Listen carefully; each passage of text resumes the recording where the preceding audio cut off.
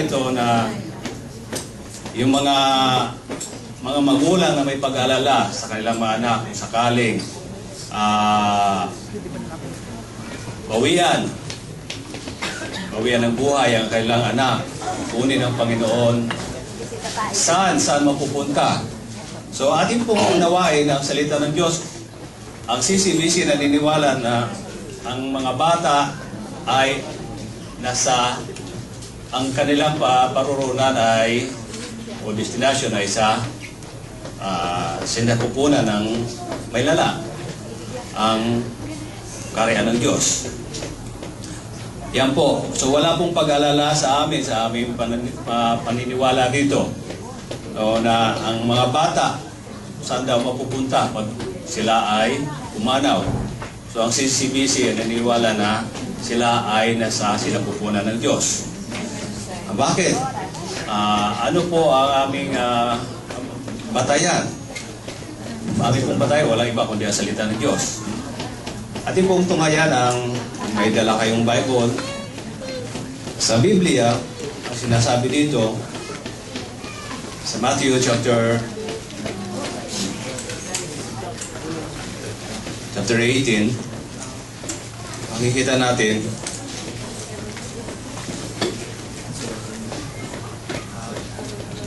verse 10 hanggang 14. Mismo nagpapatunay ay ang Panginoong Hesus. Sabi dito, ingatan ninyo na huwag hamakin ang isa sa malilit na ito. Sinasabi ko sa inyo, sa langit ang kailang mga anghel ay laging nasa harapan ng aking Ama. Okay, verse 14, gayon din naman, hindi kalooban ng inyong amang nasa langit na mapahamak ang isa sa maliliit na ito. Ganon din sa chapter 19 ng Matthew, makikita rin natin mismo sa bibig ng Panginoon sa verse 14. Sabi dito, sa verse 13, may nagdala ng mga bata kay Jesus upang hilinging ipatong niya sa mga ito ang kanyang kamay at ipanalangin. Ngunit pinagwikaan sila ng mga alagad. Tatapwat sinabi ni Jesus, hayaan ninyong lumapit sa akin ang mga bata. Huwag ninyo silang hadlangan, sapagkat sa mga katulad nila, naghahari ang Diyos. Yan ang katunayan. Bakit? At kung bubalik tayo doon sa chapter 18, mismo ang mga bata, mga paslit, ay naging inilagay ng Panginoon sa harapan ng kanyang mga alagad upang tularan. So, paano tularan? Paano maging katanggap-tanggap ang sino man na tumutulad ng pananampalataya katulad sa mga bata. Ayon dito, sabi muli sa Kapitulo 18, basta nilito lumapit kay Jesus ang mga alagad, nagtanong, sino po ang pinakadakila sa kaharian ng langit? Tinawag ni Jesus ang isang bata, pinatayo sa harapan nila at sinabi, tandaan ninyo ito, kapag hindi kayo nagbago at tumulad sa mga bata, hindi kayo mabibilang sa mga pinaghaharian ng Diyos. Ang sino mang nagpapakababa na gaya ng batang ito, ay siyang pinakadakila sa mga pinaghaharian ng Diyos.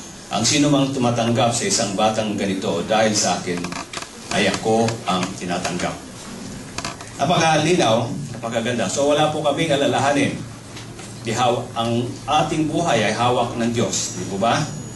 So, ang mga bata, sakaling kunin ng ating Panginoon, siya ang lumalang sa atin, ay wala tayong alalahanin sapagkat sila ay ang pupuntahan nila ay sa sinapupunan ng Diyos.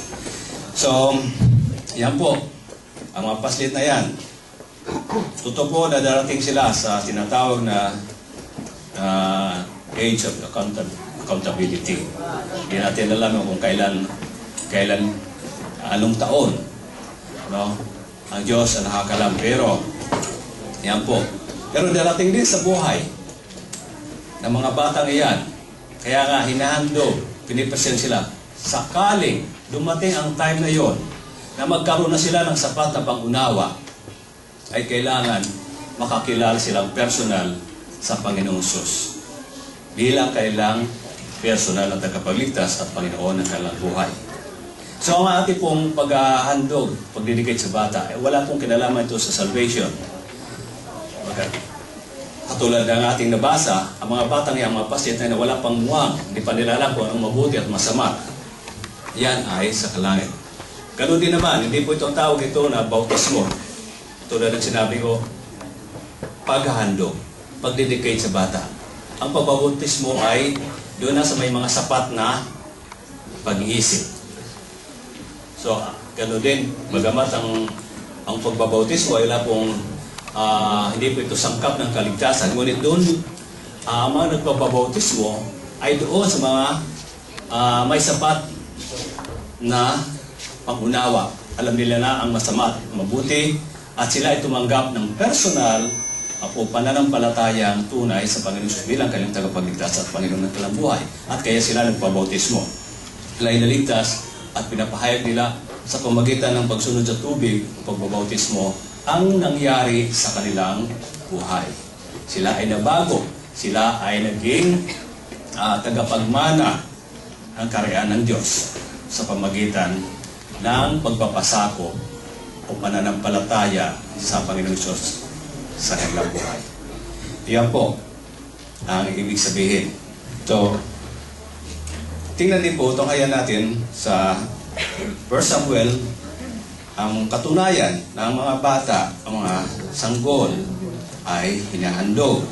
Sa 1 Samuel chapter 1, sinabi dito, isang halimbawa si Hana na una ay bahog, ngunit sa kailang panalangin, dininig ng Diyos ang kanyang panalangin at binuksan ang kanyang bahay sa kanyang dito. Bahay bata. Okay. So, nagkaanak sila. Ang tawag, tinawag niyang Samuel. At ito ang nangyari. Nang maawat na si Samuel, dinala siya ng kanyang ina sa templo sa Silo. Nagdala pa siya ng isang turong 3 taon, 36 na litrong harina at isang itsil na alak. Na may handog na ang baka, dinala nila kay Eli ang bata.